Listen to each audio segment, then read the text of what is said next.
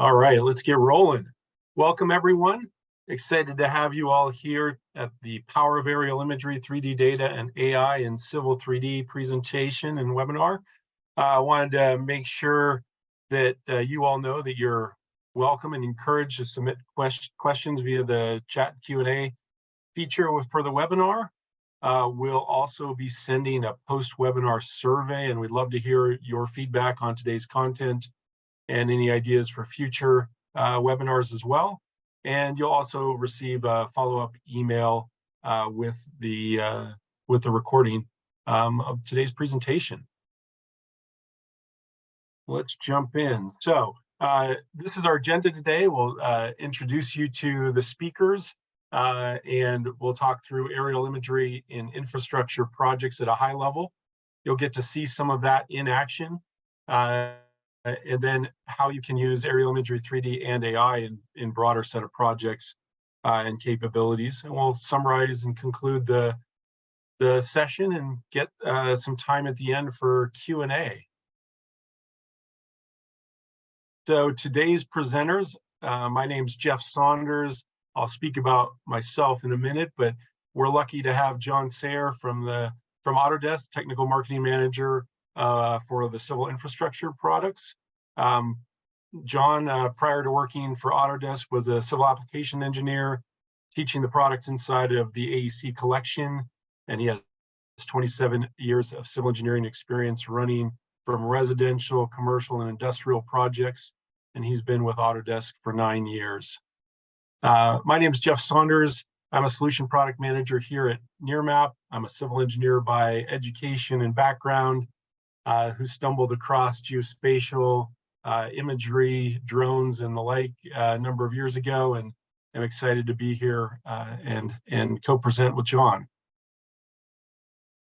I wanted to start out first by setting the context a little bit today. So we've worked with a number of you and many other customers across many infrastructure projects today, and they run the whole gamut from plan, design, manage, operate, maintain. One of the things that we know and we continue to hear is the value of and the importance of having existing conditions and context throughout all of these phases of the project lifecycle. This is really where aerial imagery starts to come into play. So satellite data tends to be too low resolution for a lot of the work and context that's needed. Drone data is more expensive to capture. But aerial imagery really sits in that sweet spot, and where Nearmap comes into play is capturing this data beyond just vertical imagery, but also looking at a regional scale with multiple high-resolution formats across vertical, oblique, 3D, and then deriving AI from all of that information to give you a fine level of detail and feature extraction capabilities on that imagery. And it's all on demand, it's current, and it's at scale. So it really helps to support many of your projects. What we're looking to do today is to show you how you can use that aerial imagery with the Autodesk products as sort of that easy button to really get your projects started up quickly, and to show you how easy it is to incorporate that information on demand. With that, I'm going to hand it over to John to highlight some of this work in action. John, over to you. All right, Jeff, thank you. Can you see my screen? Should be seeing a blank screen of Civil 3D. All right. All right. Well, first off, I want to thank the folks at Nearmap for allowing me to come on and do a joint presentation with them. Worked with Jeff for several years now, and just want to thank everybody for allowing me to come on. I'll be honest with you, we do have a partnership with Nearmap, Autodesk does, and a lot of folks may not know that, but we do. And so I've had the privilege of using Nearmap for quite some time now, and we use it on a day-to-day, well, I say a day-to-day basis. We build a lot of data sets that we use internally, as some that are customer facing, things of that nature that we need topo for. All right. I don't know if you know this or not, but just because we have a hard time getting data sets to use to show the product, right? So we have to generate our own. So we have to do the same thing that we did whenever I was in production, right? We have to be able to go out to a site and we have to be able to get topographic information or aerial imagery that is the latest we can get. And I keep doing air quotes because the latest that you can usually get is something maybe from a county or a parish that is 2 years old. They haven't gotten the funds together again to fly it. There's been a lot happen in a county per se over that 2 years. So things don't look exactly the same. So we run into that same thing as we did whenever I was in production. So first off, what I want to do is I'm going to put the hat back on that I'm in production, and I want to give you a scenario that I think that you probably will be able to relate to. We get to work one morning. It's 8:30 in the morning, and your boss or your manager or somebody comes in, the lead on a project comes in and says, hey, we have a customer coming in for a new piece of property that they want to look at to develop. And they're going to be here in an hour, and we need to have an aerial image and topo of that property when they get here. Well, that can be a daunting task, and it might make you a little sick to your stomach if you can't figure out where to go get that information. A lot of folks are starting to have that information in-house, right? Some of them are, if they're lucky, but if not, and you're not used to going out and getting that information, then it can make you sweat a little bit. You want to be sure that you have the latest and greatest information that you can provide. So it's not just, can I get it? It's, is it the best data that I could show? Well, this is where we start to talk about Nearmap, all right? And how just those two items and how Nearmap will get that data to us. This is where we're going to save time. And I'm not just going to talk about it. It's about 9 minutes after the hour. I want you to keep that in mind. We're going to do it all right in front of you right now, okay? There are a couple times where we do have to wait on a download that I have already downloaded the information, but I'll give you the time frames it took, and we can just generate it what we need for that customer meeting right now, all right? So I get that call, and we are off and running at nearmap.com. So let me move this down so I can get to things. I will simply start off by logging in. Imagine that. And what we'll do is we'll search for the location of the property. All right. And I do that under map browser here. And I'm going to type in Ozark, Missouri. Whenever the search bar comes up here, let's type in Ozark, Missouri. And we'll go to a piece of property that is down here to the south just a little bit. And if I can find it here, there it is. It's across from this, the elementary school. This is the property that we're wanting to gather information on. So I can zoom in. I could take as big of an area as I want. I'm just going to keep it kind of simple and small right here. That's all I need is just this one little area. It's about 13, 14 acres. So I can go over to my exports button, and the export type that I'm going to use is 3D for this capture. Now, one thing I want to point out, we talk about images and getting the latest and greatest images. I am a licensed drone pilot, so I do fly drones quite a bit. I haven't lately, but I have flown it a lot in the past. And I used to, whenever I would talk about drone imagery, you get, when you fly a piece of property with a drone, you're getting what is there today, right? That image is, I like to call it a what is there today image. You almost get that with Nearmap, all right? And I say almost because this property, if I select my capture date, right? The last time it was captured was February 2023. All right, that's 3 months ago, 4 months ago at the latest.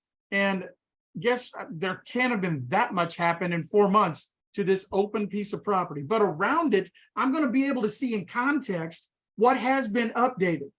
All right. If the only imagery we had was 2 years old, then that is just exactly what you would have is 2-year-old imagery. And you would not know if things had been built up around it. You know, with this capture, you're good up to 4 months. That's great. All right. So we're going to select that. Now, Jeff, there was a question, and I'll let you come on and answer this. How often does Nearmap fly this type of data? We fly vertical imagery for sure 2 to 3 times a year, 3D sometimes 1 to 2 times. So in this case, you're seeing this data come through once a year at the 3D content level. If you were to switch over to the vertical or georeference data, you'd see a lot more captures as part of this. It's a good question. All right, thank you for answering that. So I'll just go ahead and select the 23rd. All right, our projection. Notice all of the different coordinate systems we can get this in. Notice that they are all in meters. That is okay. That's fine. We will do the conversion inside of Civil 3D. All right, so I'll just select this first one, net 83 UTM zone north or 15 north meters. Right, I'm going to download 3 items. I want the point cloud, I want the true ortho, and I want the DTM file. Now, I wouldn't necessarily have to have the point cloud, but I'm going to show you something here in just a little bit. For context, it's fantastic. So that's why we downloaded the point cloud. We could also get a textured mesh. That textured mesh file you can bring into InfraWorks. Anytime you can get a textured mesh file and you can use it for visualization, you're telling the story the way it should be told, okay? It's a lot more context. It gets the point across, okay? So whenever we're trying to do a little storytelling with the conceptual layout, or why should you approve this project, right, to a municipality or city, it's always best to have just as much information as you can. So right now, we're just going to download these 3 things. So I selected those. All right, I'll drop down. And now I need to define the area. So I'm just going to pick this area right here. All right, and I will hit review export. Now, this is just a summary of what you've selected. So if you see something you haven't picked that you'd like to add, you could cancel here, or you can confirm this and then you can come back and download again, right? So if there was, you see over here, it's kind of grayed out now, it says max 4. If there was, if I wanted to pull all 5 of these pieces of information, then I would just select 4, export those, and then pick the last one and export again. It's no big deal, right? I'll hit confirm export, and this is going to give us a dialog saying that it is preparing the download. It takes about 5 to 10 minutes to get this information back. All right, that's what I've already done, or I've already done the download so that I have it on my machine and we don't have to wait on it. Okay, so I can go ahead and close this, and we can jump right into Civil 3D. Right, first thing I want to do, I want the projection for the coordinate system to be in state plane. Okay, so I want it to be in Missouri state plane, nat 83 central zone foot. All right, so I'm going to change my coordinate system to Missouri 83-CF. If I can type correctly. There we go. Hit apply, and okay. Now remember, our data we downloaded was in meters, all right? And it was in a different projection. That is okay. First thing I want to do, I want to see some contours. So I'm going to create a surface. We'll call it EG, crazily enough. And I'll give it a 1 foot, 5 foot style so we can see 1 and 5 foot contours. 1 and 5 foot contours, not meters, feet. All right. So I'll go ahead and I will add under the definition here, I will add a DEM file. All right, and I'll scroll out to where that was. So I just downloaded this to my local machine. All right, and this is the DTM file that it gave me. Now that DTM file, you have the option for any of these types of files for getting that model to come in. So it defaults to DEM, but you can pick TIFF, and that's what this is, the GeoTIFF. So I'll select it, hit open. Now, here's where we're going to change the projection. It tells us that this is the coordinate system here for the DEM file. We're simply going to tell it, yes, we understand that that is the projection. So we will go down and pick it again. So WGS, wait a minute, no, that was NAT 83, wasn't it? Yes, NAT 83, and we'll go central zone, or zone 15 meter. All right, we'll hit OK. And you can see here the properties of the DEM file and then the properties of the drawing. So this is where it's going to match up and marry the coordinate systems. We'll hit OK, and it generates our surface. All right. Takes just a second. And we zoom extents, and here it is. Now, you can see that it is, it looks, well, it looks fantastic. And the reason I say that is because I've already looked at this several times, but when I show you the USGS contours, which are old, you're going to see how much difference that this really makes. All right, so first thing I want to do is I want to make sure it's in the right coordinate system. So I'm going to turn on my aerial image inside of Civil 3D.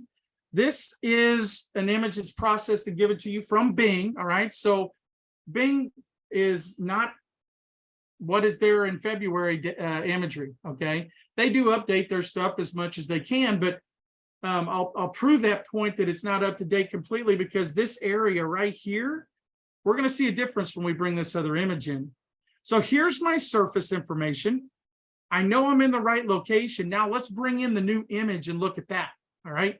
So I would simply use another tool inside of the AEC collection for Autodesk. All right. We've used Civil 3D. Now we're going to use raster design, and we're going to bring in that image.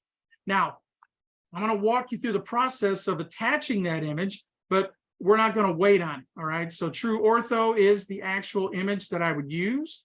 I would hit open, and I would hit next, and I would have it do the conversion. All right. The transforming from UTM-83 zone 15 to MO-83-CF. That's going to convert the coordinate systems from metric to my state plane coordinates. I hit next and finish, and that image will go through and process. It takes about 5 to 10 minutes for it to process. So that being said, I have it already brought in. All right. So we can take a look. This is the area I was telling you to pay attention for. All right, or pay attention to. Let me turn on the Bing image. You can see there's a parking lot here now. All right. If I grab this image and I tell it not to show the image or turn that off, you can see there's nothing there in the Bing image. Okay. Still, it's fantastic that we can get the Bing imagery. Don't get me wrong. All right. You can find and locate yourself, make sure you're in the right location, use and capture that image if you need to. But if we can use an image that is 3 months old, 4 months old, and this type of quality, all right, we're going to zoom in here, and I think you could probably count the birds sitting on top of these hay bales. Okay. You can definitely count the hay bales. All right. We could look at the pavement, and we could see that looks, you know, like brand new pavement, to be honest. And it shows all of the circulation on how folks are coming in and picking up their kids and leaving. All right. Now, if we look at the Bing image or something that's of lesser quality, you know, you can barely see the stripes on the image itself. So just really speaks volumes whenever you have the latest and greatest imagery. Your customer comes in and sees this, and they say, okay, yeah, this is where the mini storage is at. I can see from the contours right here. I can see those contours, and those contours look like something. They look like a detention pond. So if I turn the image off and I turn off my Bing image, I can see this is a detention pond that's already there and built. You can see a drainage path here.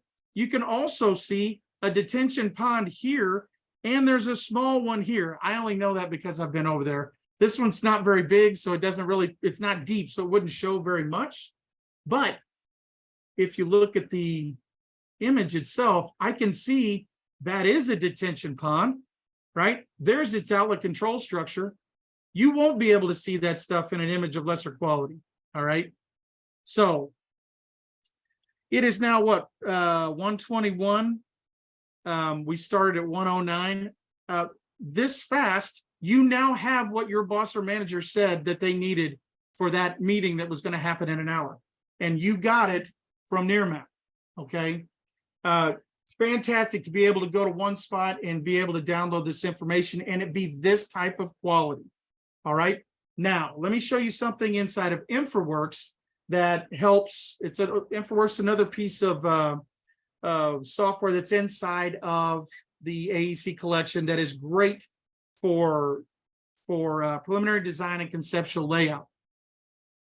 If I open InfraWorks, I brought that same imagery and I brought that same topo into InfraWorks for my model. Now, when I built the model from Model Builder, which is inside of InfraWorks, it quickly goes out and it gets information from USGS for the surface and from Bing for the imagery. All right. Now it is a model. This is pretty flat in here. You can kind of see some relief, but this is what I want to show you here. If I turn on the contours, all right, and I scroll forward here just a little, this is how those contours look. I don't see any detention or anything that looks like detention in these contours. And the reason why is because none of this was there when it was topoed in 1978 or whenever it was captured, by the USGS. But a lot of times this is what we have to use, right? And it's the best that we can find, all right? But if we have another option, then this is what we can see inside of this same conceptual or preliminary environment. We can actually bring in the image and it will overlay on top of our other image that was brought in by Bing, and it overlays exact. Okay, it's just drag and drop it on the screen and it knows where to go. All right, so you can see it's the same image, same high quality.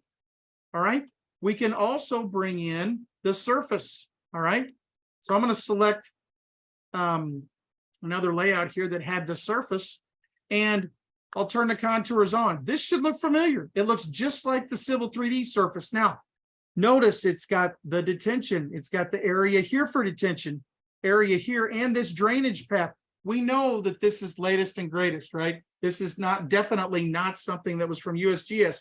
We can even see the pathing inside the pavement between the buildings of the mini storage, all right? So we know which way the water is flowing. This is huge. What can we get from this surface? We can figure drainage areas going to a detention pond very, very quickly and know that it's accurate as to what was there in February of this year. Again, I know I keep harping on that, but that's a big thing. All right. Now we're going to take this one step further and we're going to start to use this for visualization, because you can show this to the customer too. We're going to look at the point cloud. Now, what the point cloud is going to do is it's going to give you a higher level of content, all right, that makes it easy to understand that that is a set of mini storage buildings, all right, that's right next to this site.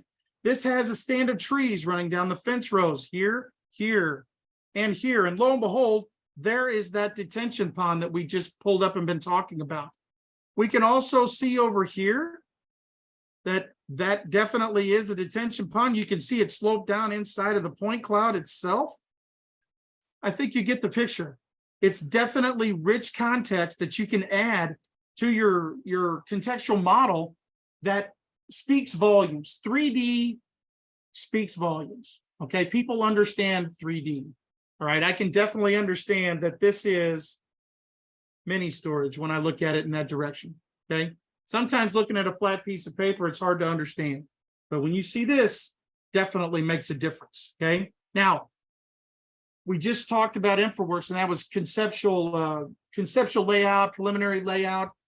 We could start laying out, we could bring in Revit models for buildings. We could lay out some streets. We could put some lots in here for subdivision, whatever we want to do. All right. Now, one other thing we can do with this point cloud is we can, I brought that in to recap here. All right. This is another product inside of the AEC collection. I'll let Jeff keep count of how many products we use in the AEC collection here in this session. But we can do something now inside of Recap Pro. We can publish this to the cloud. All right. Now, people ask, well, what are we going to be? Why would you do that? Well, what if I don't have Recap on my machine, but I definitely have Google Chrome on my machine? I could maybe look at that in a web browser and interrogate the point cloud or look at the point cloud. We can do that inside of Recap here. I brought the LAS file in and built this model. It literally took 15 minutes, okay? Then what I can do is I can select this button right here and I can hit publish. It will publish this to the Autodesk Construction Cloud. This is what it looks like. if I go to the construction cloud, this is inside of ACC or Autodesk Docs. This is my project that I pushed, Nearmap PC for webinar. This is the name I gave it. Whoops, I went too far. And here is the RCP file, all right, that I generated from that LAS. If I select that, I'm now going to be opening up in the Autodesk viewer that point cloud, and I'm able to look at it, and I'm able to do a lot. Okay, I can actually create text. I want to say text messages. That's not right, but I can add text, and it will sync back to the model on my machine whenever I open it. Okay, so somebody that is an owner, all right, or the project or the property owner could open this up if you give them access to this, and they could make notes over this site. And once they close it, it automatically saves. And when you open it on your local machine in Recap, it comes back up and it shows the notes that owner made.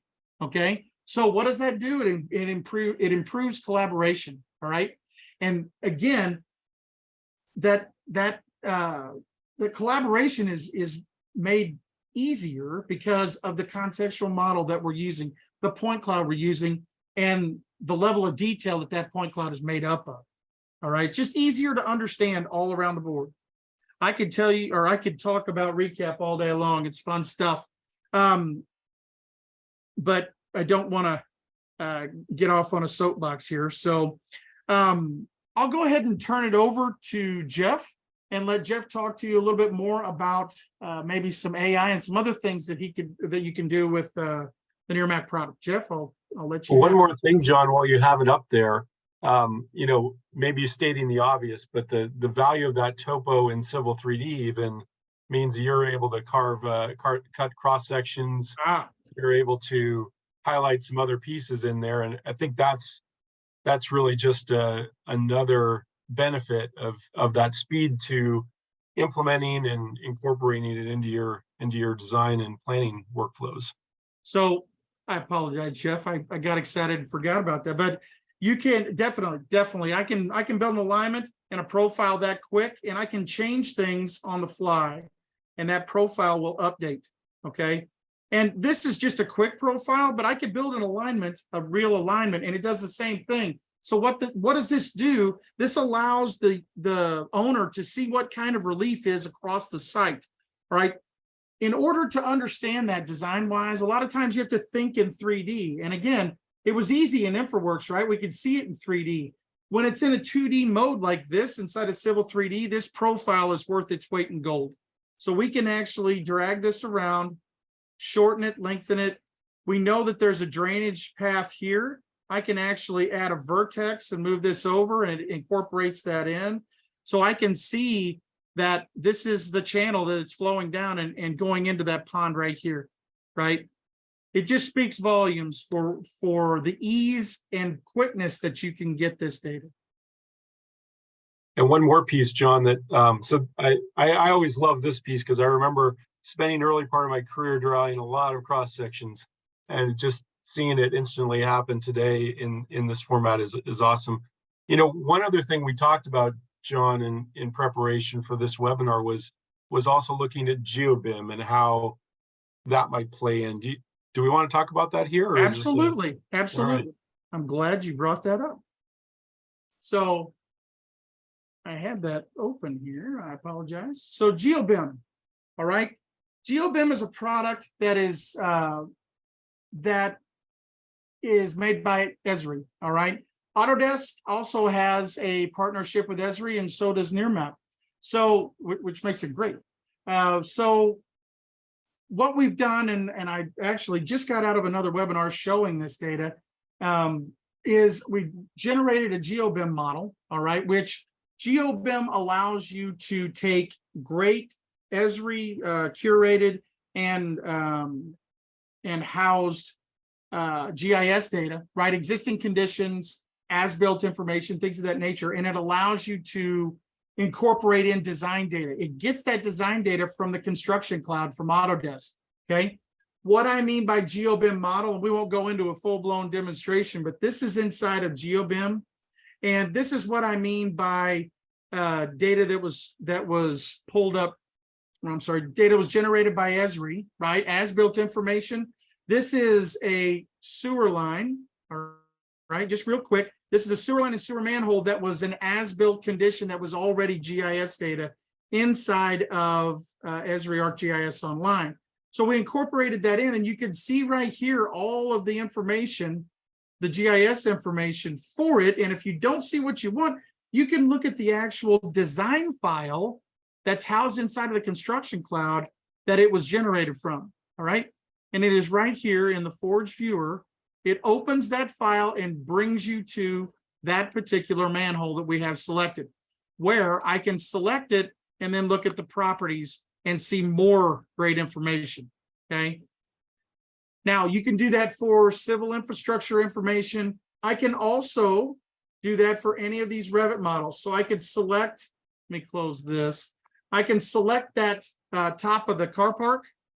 All right. And it is also linked, right? So I can look at the information here. If I don't see what I need, then I can take a look at it here. And it highlights what I've got selected. So it's the same information. And I don't know why, but I like this exploded model, how it explodes this out. Anyway, that's fun to me. But we can look at the properties of that also.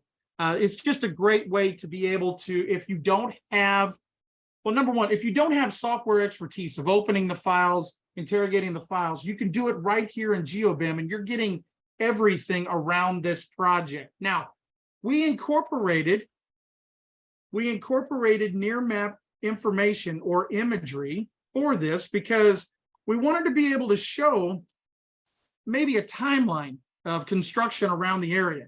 So we have brought in the imagery for this site, and I'll scroll down here and turn on that imagery so you can see it right here.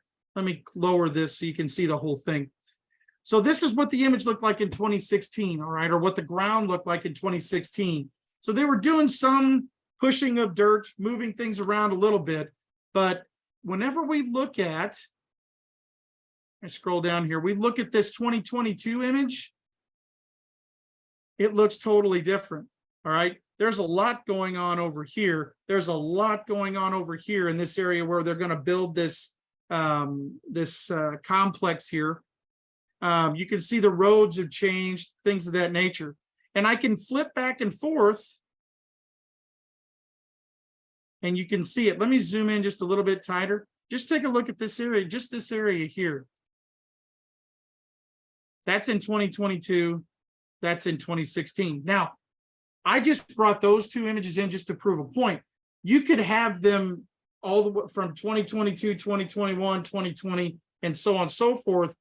You can have all of those images in here and look at a timeline of what's been going on in this particular area. All right. That's how powerful and how, I want to say, easy it is to get that type of imagery and be able to create that type of timeline. And now you're doing it inside of GeoBIM, which somebody doesn't have to have necessarily a license of Autodesk products. Well, they would have to have, yes, they would have to have a construction cloud license, but they could get this and they don't have to be ingrained in the software to see this great information. Okay. So ease of use, ease of access, all of that. And you can incorporate it in so many different ways. So did I forget anything else, Jeff? No, I think you covered it well. I mean, the only other thing I was going to mention is in this view, the road realignment is pretty powerful or pretty obvious way to see some of the change too, but I think you covered it well. Yeah, That's did we? Let me back up and move this over just a little bit. I'll show that just real quick. But I think you made the point I was hoping for, which is pretty powerful. You can kind of see it. We can shut everything off and you'd be able to see it. They had started that, I think. Yeah, I think that's right. Maybe there's an older one. Great. Right. I'll turn it over to you. Well, thank you, John. That was awesome. Always great to see it in action.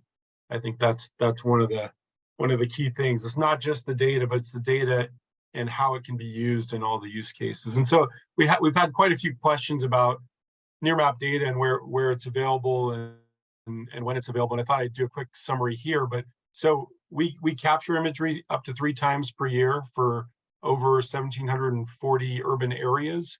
And we have a historical catalog dating back to 2014 with leaf on and leaf off captures throughout that time. So really, high resolution imagery in a lot of the key areas where a lot of infrastructure projects are happening, and having multiple captures per year across that time span. So I'd just like to highlight that. I think those were good questions. Hopefully that starts to answer it. And I saw some answers coming in.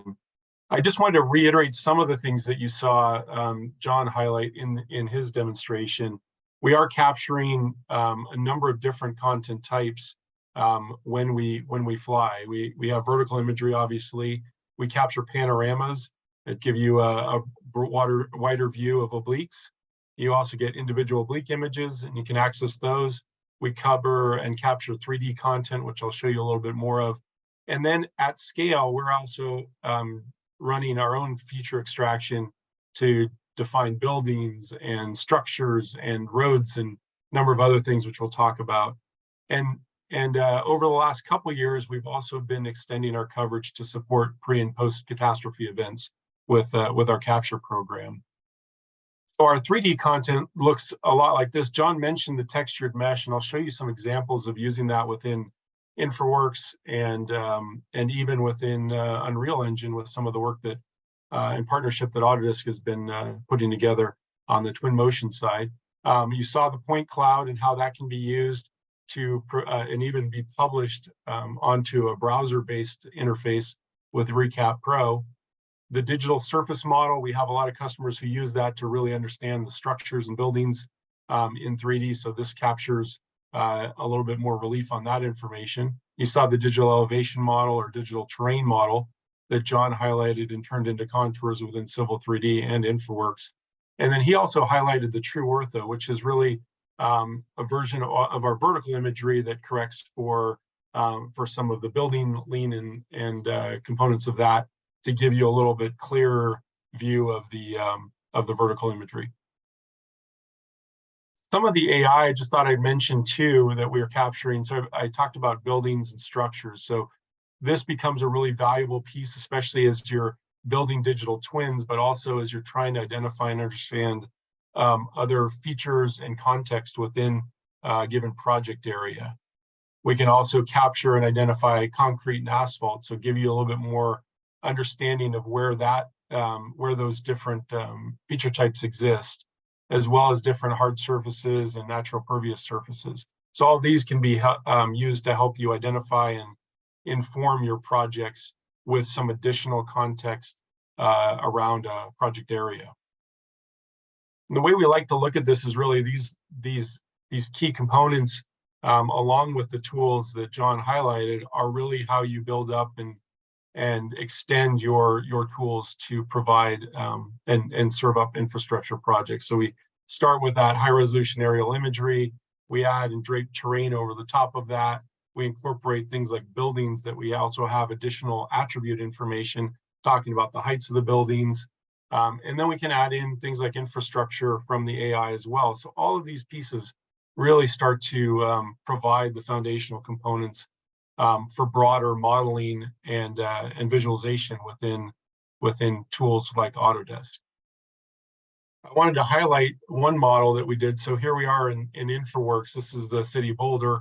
And one of the things that we've done here is not only add our terrain, and so this is the DSM the terrain model coming through, but we've also incorporated things like vegetation in the green here, and different trees we've been able to highlight and individualize here. We pulled out building heights and roof shapes and sizes to give you a better sense of what each of these structures look like. So really providing a LED2 flavor of information in this digital twin. And then all this information, we've then been able to recognize the asphalt and turn that into component roads that you can then drive-throughs or fly-throughs using InfraWorks tools.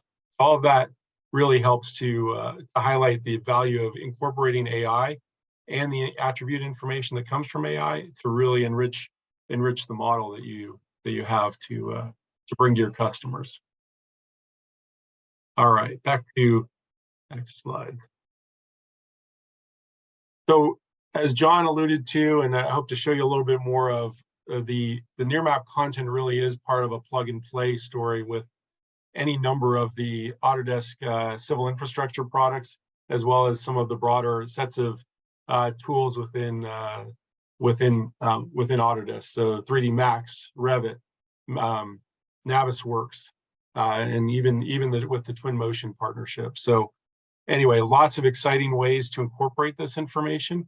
I wanted to provide a few examples. John probably did a better example here, but I wanted to highlight how we are really looking at this data and capturing this data at scale. So this is the city of Bellevue and a broader point cloud that you could extract this broad set of context for your projects. Again, this data can be published with Recap Pro, or even to the web with the ACC, with the Construction Cloud. We have customers who are using the point cloud and the meshes within Revit to again provide further context and understanding of other buildings or structures or projects going on nearby, and the impact to things like lighting and solar radiation and the like. So some other great use cases for this content inside of Autodesk products. We're also seeing more and more customers starting to leverage the 3D mesh in broader immersive experiences and fly-throughs. So I mentioned already before, but we are capturing at scale. So all of this 3D content is there at your fingertips. It's already been processed. It's ready to use proactively and allow you to create a better story and tell a better story, perhaps, for some of your infrastructure projects. This one was a fly-through built in InfraWorks. And this one is a simulation built with Twinmotion. Again, it's the combination of the 3D mesh, some of the simulation tools in Twinmotion, and leveraging these tools to help tell a story to constituents and stakeholders to better sell your projects, to better inform the communities that you may have to answer to, as well as the other stakeholders within your ecosystem and your project ecosystem. So kind of wrapping it up a little bit here, we've talked a lot about leveraging Nearmap content inside of Autodesk tools to really help you develop and drive conditions and context for your projects so that you can plan, design, construct, and manage your infrastructure projects more effectively and communicate them more effectively to your stakeholders. So hopefully what you've seen is how all this comes together and really can be your easy button for driving a lot of your projects forward and getting them to in front of customers as quickly as possible. And so at the end of the day, we know there's a lot of different phases, there's a lot of different stakeholders and constituents within infrastructure projects today, but we also know the value that having existing conditions and context helps to provide in each of the phases of your projects. Thank you, everyone. And just to follow up here, if you needed to reach out to John or myself, I wanted to talk further about what you saw today. Jeff.Saunders at Nearmap, John.Sayer at Autodesk.com. Thanks again, John, and really appreciate everyone's attention and look forward to your feedback. Thank you, everyone.